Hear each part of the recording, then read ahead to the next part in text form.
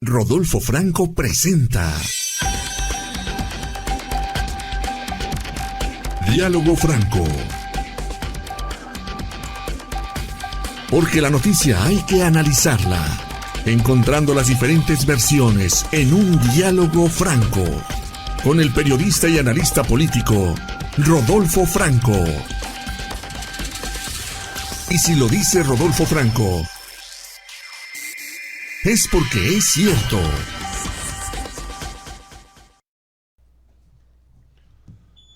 Bienvenidos a una edición más de Diálogo Franco. El próximo 18 de febrero se va a realizar una marcha ciudadana que ya fue objeto de vituperios por parte del presidente del partido del presidente, Morena, y pues el presidente está temeroso, no quiere que se realice porque ha descalificado todas las marchas. Mire, cuando él marchaba todo era aceptable, pero ahora que le marchan ya lo rechaza, lo estigmatiza y lo minimiza. Y la periodista, una excelente periodista, directora de la revista Siempre, que nos hace el gran honor de enviarnos semana tras semana la publicación de la revista y además su comentario editorial, los cuales reproducimos, hacía un excelente comentario en relación al miedo que tiene López Obrador a la marcha. Y le pedimos a Beatriz Pajes pues que nos comente sobre esta famosa marcha que se va a realizar, a la que ya están temblando desde Palacio, y abordar otros temas que sin duda son relevantes en la vida pública. Beatriz Pajes, ¿cómo estás? Muy buenos días. ¿Cómo te va, Rodolfo? Muy buenos días. Gracias a ti y a tu auditorio por este espacio. Gracias por tomarnos la llamada, Beatriz Pajes. Ya están temblando en Palacio Nacional, ya estarán pensando en qué van a hacer para esos días para minimizar y reducir los espacios de la marcha. Mira, sin duda, por supuesto, yo creo que el presidente López Obrador le produce alergia a la voz ciudadana, tiene miedo efectivamente a una ciudadanía organizada que ha venido creciendo, que se ha venido fortaleciendo a lo largo de estos 5 años, por primera vez en un país donde la ciudadanía era por lo general apática y donde no había Sí. realmente una cultura de organización como ha habido y como hay en otros países de sudamericanos, latinoamericanos, llámese el caso de Argentina o llámese el caso Chile. Aquí la presencia de señales cada vez más preocupantes sobre el fortalecimiento de un régimen autoritario es lo que ha hecho que la sociedad se manifieste y salga a las calles.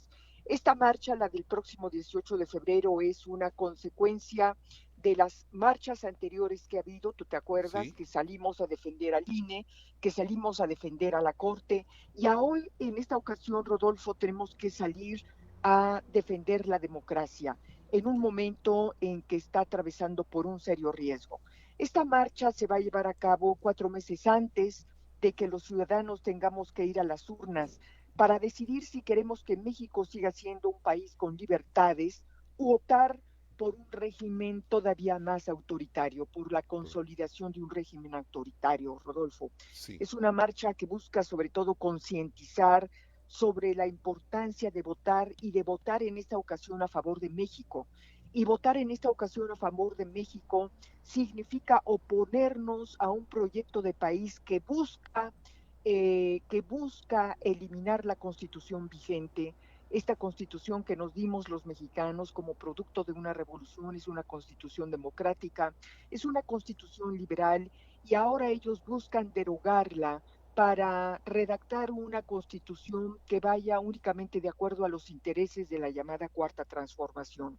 Es una protesta también y una advertencia para evitar que llegue al poder en este año, pues un régimen que busca acabar con la división de poderes, que busca poner punto final a los órganos autónomos y que busca también acabar de una vez por todas con el INE, aun y cuando fracasaron en ese intento de que se aprobara el llamado Plan B o la reforma electoral del Plan B.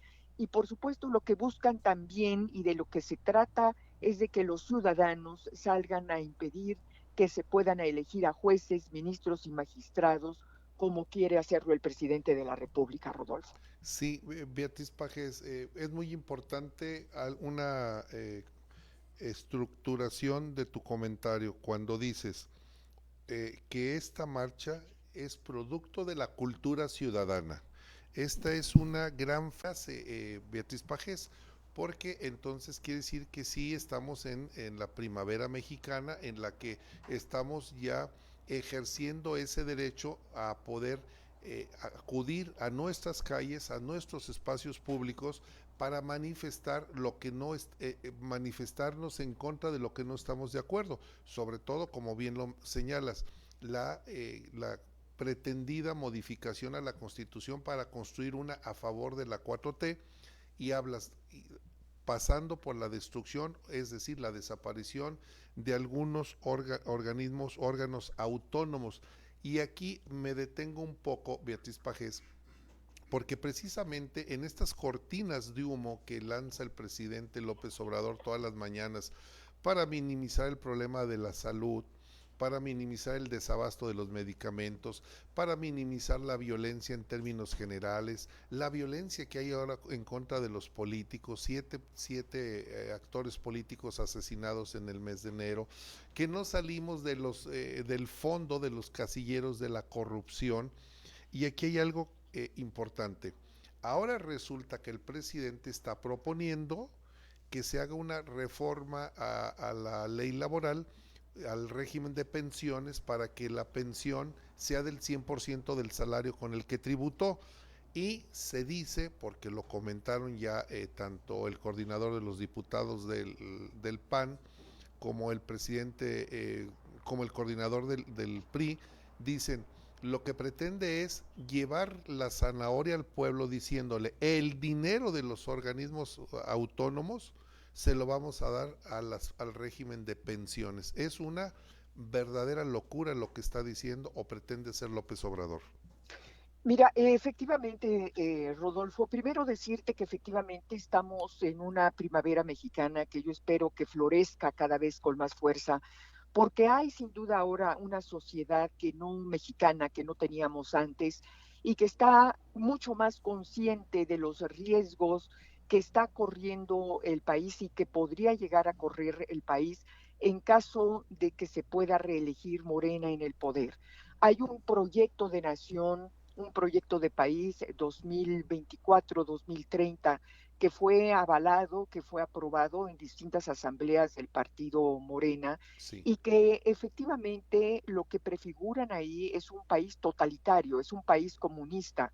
Y creo que estos son una de las cosas que tenemos que advertirle a la sociedad, de que necesitamos ejercer el voto de manera libre para poder impedir precisamente el tránsito del país hacia una nación tipo Venezuela, tipo Cuba o tipo Nicaragua. Sí. Por el otro lado, también esta marcha trata de defender el voto libre en contra de lo que ha venido ocurriendo en las últimas elecciones en México.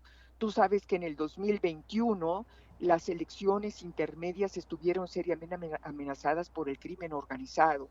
Fue el crimen organizado el que se infiltró, el que influyó y que incluso presionó y amenazó a los ciudadanos Sí. para que votaran por candidatos de Morena, especialmente a los Sí. gobiernos de los estados. Y por el otro lado, por lo que tú mencionas, por la ley laboral y de pensiones, bueno, pues sí, el presidente lo que va a presentar el 5 de febrero próximo, pues es precisamente un cúmulo, una serie de reformas que él sabe que en este Congreso no podrían ser aprobadas, pero lo que te está apuntando con esto es hacia dónde van.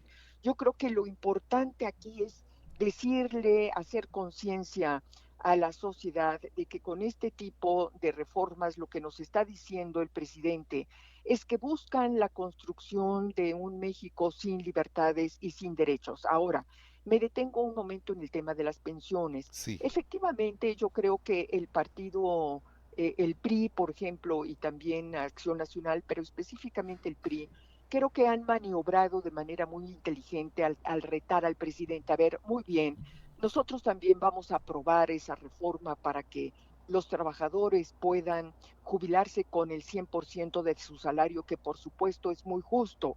En eso nadie puede estar en contra, nada más que Claro, digan ellos de dónde van a sacar los recursos, así es. porque no vaya a ser que se deba únicamente a un tema propagandístico y terminen por no lograr la consolidación o redactar una iniciativa que realmente sea viable. No vaya a ser que se trate únicamente de un espejo donde con el que traten de engañar y con el que traten simple y sencillamente de obtener los votos de los trabajadores y meter por el otro lado al país a una crisis financiera. Entonces creo que, Rodolfo, me parece que el presidente es simple y sencillamente lo que está haciendo en su desesperación, porque me parece que tiene una mala candidata, tiene una candidata que ya llegó a su tope, que no va a crecer más, Mm. y creo que ahí están muy preocupados y están tratando de recurrir a lo que sea, incluso a lo inviable como es en el tema de pensiones, para tratar de capturar el voto de los electores. Sí, tratar de crear un espejismo. Hace un momento manifestabas, señalabas, Beatriz Pajés, lo que aconteció en el año del 2021, en la elección del año 2021, en donde el crimen organizado fue el factor de decisión para algunos candidatos. El día de ayer, desde el Tribunal Electoral del Poder Judicial de la Federación, lanzan un SOS y dicen, ya no es el crimen organizado un factor de riesgo, ya son actores que pasaron de ser un factor a un actor. Y esto es gravísimo lo que se está diciendo. Y me lleva, Beatriz Pajes, esto me lleva a lo que se publicó ayer por la tarde, tarde-noche, relacionado a la elección del año 2006, donde se indica, se documenta que el presidente López Obrador recibió financiamiento para su campaña del cártel de Sinaloa. Efectivamente, y se menciona también las otras elecciones y la elección más reciente. Entonces la pregunta es, bueno, si en aquella ocasión estuvo la participación, el candidato entonces en su momento permitió y aceptó la participación del crimen organizado y el apoyo del crimen organizado, ¿por qué no lo haría en esta ocasión?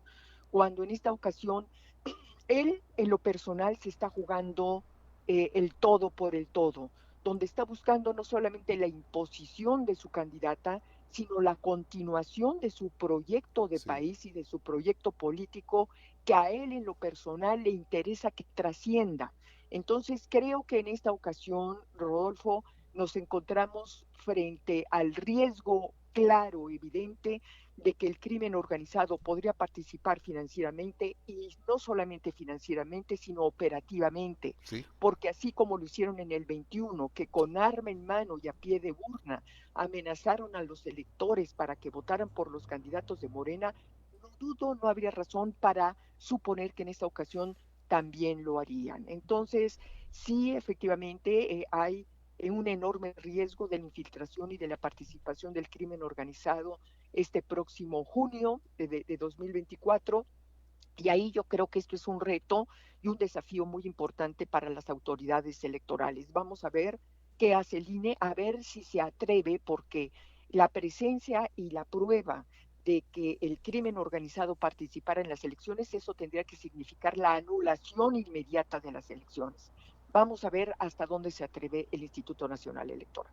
Que lo hemos visto también ya cooptado, terriblemente cooptado, con esos escenarios. Por ejemplo, estamos en una época de intercampañas que ya no entendemos, entonces precampañas, intercampañas, campañas, y andan las candidatas, pues bueno, yo no le veo ningún problema en que se hable y se digan las cosas. A lo que me refiero es que tenemos una ley que le hace falta ya una adecuación, y por otro lado el propio INE que le está siguiendo el juego a un partido, en este caso a Morena, que inventa conceptos, crea figuras que no existen, pero que bajo ese precepto de que no son candidatos o precandidatos, pueden hablar, decir y recorrer todo el país. Vemos un INE cooptado, un INE debilitado, en parte, porque aquí siguen existiendo algunos consejeros que son verdaderos defensores de la democracia, pero lo que logró el presidente creo que fue meter un caballo de Troya en el Instituto Nacional Electoral. Sí, sin duda hay una tendencia a colonizar. El Sí, gobierno está colonizando el Instituto Nacional Electoral y una prueba de ello fue los recientes nombramientos que hubo la semana pasada, Rodolfo, donde la presidenta del INE, sin tener o por no contar con los votos suficientes en el Consejo Electoral, nombró en calidad de encargado de despacho a una serie de personas que carecen de la experiencia necesaria, de la trayectoria y del profesionalismo necesario para hacerse cargo de estar ahí ocupando una función tan importante y tan delicada en este momento dentro del Instituto Nacional Electoral. Prueba de ello también es que se pidió la renuncia al encargado, al ejecutivo encargado de los programas preliminares de resultados electorales, que es la parte más sensible justo en un momento en que hay elecciones, porque es la que se encarga de votar, de contar los votos. Entonces lo que ves es que se están incorporando al INE, se están nombrando el INE gente que además de no tener esta calidad profesional y técnica en materia de electoral, pues sin duda deben de estar cercanos al gobierno o cuando menos a los intereses del partido en el poder. sí, terrible lo que está sucediendo, tristemente lo estamos viviendo. Beatriz Pajes, lo que nos queda entonces es, bueno, te puedo hacer una pregunta Sí, adicional, me claro, das un minuto. sí, Dime, claro. ¿cuál es tu opinión con relación a esas asimetrías que existen ya el día de hoy entre un grupo de empresas encuestadoras y otros, en el que en el mejor de los casos le dan una diferencia de casi 30 puntos a la candidata de Morena contra una encuesta, por ejemplo, de México Elige, que le da, me parece, 10.5, 11 puntos de diferencia entre Claudia y Xochitl? ¿Qué opinión te merece esas asimetrías en las encuestas? No, bueno, Y si tú crees, si crees que en este momento las encuestas son la mejor herramienta para tener la percepción de lo que la gente está opinando sobre las candidatas. no, de ninguna manera. Yo creo que lamentablemente muchas de las casas encuestadoras han manchado su prestigio precisamente por ese tipo de mediciones absolutamente poco creíbles e irracionales.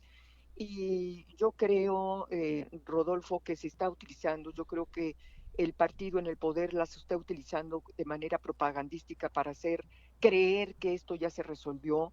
Y yo creo que yo te mencionaba hace un momento que lo único cierto es que la candidata de Morena ya llegó hasta donde tenía que llegar. Si es como un ser humano, si tú mides 1,50, ahí te quedas, no hay manera de seguir creciendo.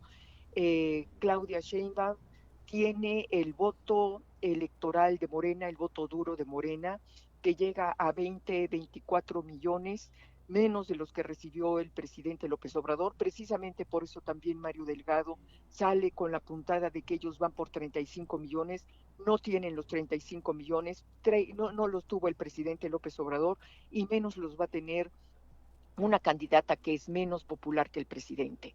Entonces están utilizando las encuestas como instrumento electoral. Qué lamentable, porque ellas mismas, muchas de estas casas encuestadoras, van a pagar los costos de haberse prestado a hacer el trabajo sucio del gobierno y del partido en el poder. Así Yo creo es. que la distancia entre ellas, bueno, debe de ser mucho más corta. Yo no soy especialista en materia de encuestas, pero me parece que Xochitl tiene muchas más posibilidades de seguir creciendo, de seguirse dando a conocer, y yo creo que el discurso, su propuesta, su narrativa es mucho más de avanzada, es mucho más fresca y mucho más creíble, mucho más talentosa que la de Claudia Sheinbaum. Sin duda. Está al pendiente del programa Beatriz Cancino, Chuy Soto, dice José Anchón Urrutia, manda un saludo, dice siempre temas tan interesantes. Comenta Marta Orozco, AMLO navega con bandera de honestidad y salió todo un pillo, con razón estaba tan pendiente de la mamá del Chapo, si fueran los patrocinadores de su campaña. Bueno, pues es lo que se dice hoy en día, que hubo financiamiento. Yo no lo puedo asegurar, Beatriz Pajes, pero lo que sí sé es que las campañas cuestan y cuestan mucho. 3 campañas con 200 pesos en la bolsa. Dicen que el refrán, sacristán que no tiene cera y tiene una cerería, ¿de dónde la sacaría? Creo que... Muy bien, Rodolfo. Oye, pues muchísimas gracias, Gracias a por ti. tu espacio y gracias a tu auditorio. Y bueno, vamos a la marcha, se va a llevar a cabo en las principales ciudades, capitales del país, en distintas ciudades del país, también del extranjero, en Estados Unidos, en Europa. Y creo que este es un reto y un compromiso que tenemos los mexicanos con defender nuestra democracia, nuestras libertades, nuestras instituciones, en un momento en que tenemos que tomar la decisión en la urna si México debe de seguir siendo una democracia o si queremos convertirnos en una dictadura. Y creo que tenemos que salir a las calles para impedir este asesinato a nuestras libertades. Totalmente de acuerdo contigo, Beatriz Pajés. Muchísimas gracias por tomarnos la llamada. Te mando un fuerte abrazo. Igualmente, hasta pronto. Gracias, hasta pronto. La periodista Beatriz Pajés, directora de la revista Siempre. Estamos en la primavera mexicana. Usted elige entre una dictadura o un país de democracia, de libertades. Eso es lo que se está jugando en esta próxima elección. Permítame hacerle, dice José Anchón Urrutia, en varias declaraciones de testigos protegidos de credibilidad, así lo mencionaron en la CEIDO, hablando de el presunto financiamiento que recibió el presidente López Obrador en su campaña electoral. Mire, si se publica, primero decirle, si se publica en Estados Unidos es por algo. Si se publica en Alemania, en un diario alemán donde colabora nuestra buena amiga, la periodista Anabel Hernández, es por algo. Creo que ya en Estados Unidos están muy preocupados con lo que está sucediendo en México. Casi 180,000 homicidios dolosos, una descomposición de las instituciones, una cooptación a los empresarios, una pérdida del Estado de Derecho, una degradación a la calidad de vida del ciudadano. Pues nomás hay que ir al Seguro Social, al ISSSTE, o ya no existe el Seguro Popular, el INSABI no existe, la megafarmacia pues no funciona, el tren falla, se inundó, la aerolínea mexicana de aviación vuela con un solo pasajero, el aeropuerto AIFA es, si usted grita, el eco va a retumbar por todo el aeropuerto.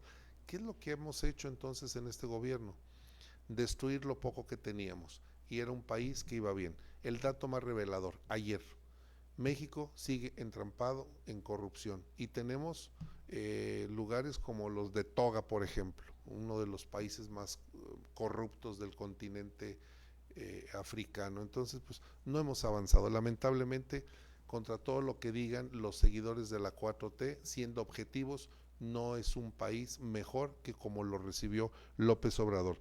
Permítame entonces solicitarle a nuestra compañera Andrea Gómez que nos indique en cuáles redes sociales usted puede estar en contacto con nosotros. Yo le he dicho que el TikTok estamos muy bien, le recomiendo que entre al TikTok. Vamos a escuchar entonces a Andrea Gómez. Te invitamos a que nos sigas en nuestras diferentes ventanas de comunicación, como lo es nuestra página web rodolfofranco.com. En Facebook estamos como Rodolfo Franco Informa, en X como @RFinforma, en Telegram como Rodolfo Franco Informa, YouTube como Rodolfo Franco Informa, Instagram como Rodolfo Franco Informa, en TikTok como @RF_Informa. Y también te puedes unir a nuestro grupo de WhatsApp Rodolfo Franco Informa, donde te vas a enterar de las noticias más. Y a mí solamente me resta hacerle una atenta invitación para que nos siga el día de mañana en punto de las 9 de la mañana, que será un programa más. El de hoy es un programa menos. Así fue como analizamos las diferentes versiones que dieron origen a la noticia, en un diálogo franco. Lo invitamos a seguir en sintonía de Diálogo Franco, con el periodista y analista político, Rodolfo Franco. Y si lo dice Rodolfo Franco, es porque es cierto.